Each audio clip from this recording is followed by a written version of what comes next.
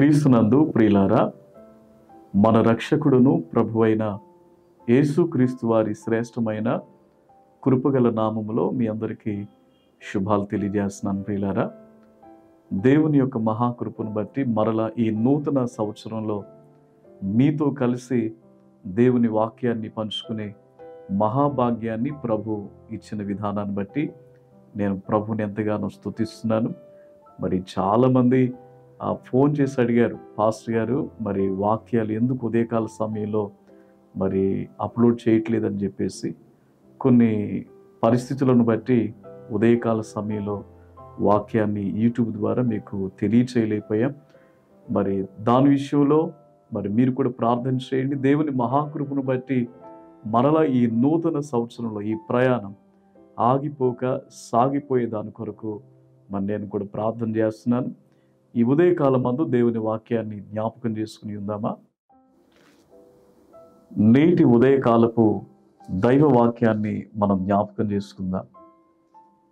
కీర్తనలు 65వ సంకీర్తన 11వ చరణాన్ని మనం జ్ఞాపకం చేసుకుందామా? సంవత్సరము అని నీ దయా కిరీటమును ధరింపచేసి ఉన్నావు, నీ జాడల సారము వెదజల్లుచున్నది. నూతన సంవత్సరంలో ప్రవేశించినటువంటి మీ అందరికీ నూతన సంవత్సర శుభాలు తెలియజేస్తున్నాను ప్రియులారా. కొత్త సంవత్సరంలో కొత్త ఆశయాలు, కొత్త ఆలోచనలు, కొత్త పద్ధతులతో మనం ముందుకు సాగిపోవాలన్నటువంటి వాంఛ, ఆలోచన ప్రతి మానవుని జీవితంలో ఉండడం సర్వసాధారణం ప్రియులారా.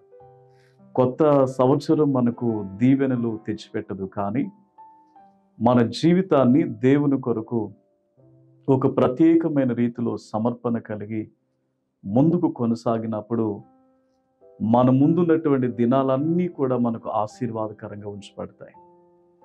ప్రభు అంటున్నారు, సంవత్సరము అనే నీ దయా కిరీటము. ఈ నూతన సంవత్సరంలో ప్రవేశించినటువంటి మనకు దేవుని దయ అనే కిరీటం మన మీద, మన బిడ్డల మీద ఉండాలని చెప్పి మనం దేవుని దగ్గర ప్రార్థించే వారంగా ఉండాలి ప్రియులారా. ఈ లోకంలో మనం చూస్తూ ఉంటాం, ఎంతో మంది కిరీటాలు ధరింపజేస్తారు, రాజులు, రాణులు. కానీ వారి కిరీటాలు కొంతకాలం మాత్రమే వారి శిరస్సుల మీద కనిపిస్తాయి. మరి తర్వాత ఆ కిరీటాలు తొలగించబడతాయి. ఈ దినాన మనకు కావలసింది దేవుని దయ. దేవుని దయ అనే కిరీటాన్ని మనము కలిగి ఉన్నప్పుడు ఈ లోకములో ఈ నూతన సంవత్సరం మనం జయకరంగా ముందుకు కొనసాగించగలుగుతాం. అందుకు గానుగా అనుదినం దేవునితో సహవాసాన్ని కలిగి దేవుని ఎదుట ఉన్నతమైనటువంటి మరి సమర్పణ కలిగిన సాక్ష్య జీవితాన్ని కలుగున్నప్పుడు ప్రభు మన కుటుంబాలను ఆశీర్వదిస్తారు. ఈ మాటలు వింటున్నటువంటి దేవుని బిడ్డలారా, దేవుని దయ అనబడినటువంటి కిరీటాన్ని మనము మన బిడ్డలు సంపాదించుకునటానికి అనుదినం పరిశుద్ధమైన జీవితంతో ముందుకు కొనసాగించబడదామా? అలాంటి కృప, దేవుని యొక్క ఆశీర్వాదం మీకు, మీ కుటుంబాలకు అనుగ్రహించబడును గాక. ఆమేన్. ప్రార్థన చేసుకుందాం.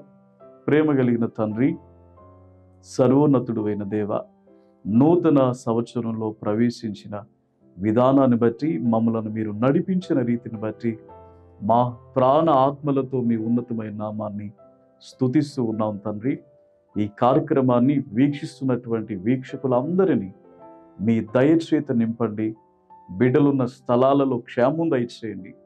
ఈ నూతన సంవత్సర సంబంధితమైన ప్రతి ఆత్మ సంబంధమైన మేలులు నీ బిడ్డలు నిశ్చయముగా అనుభవించినట్లుగా సహాయం చేయమని యేసు నామం పేరిట ప్రార్థించి వేడుకొనుచున్నాం తండ్రి. ఆమేన్. దేవుని కృప ఎల్లప్పుడూ మీకు తోడైండును గాక. May God bless you.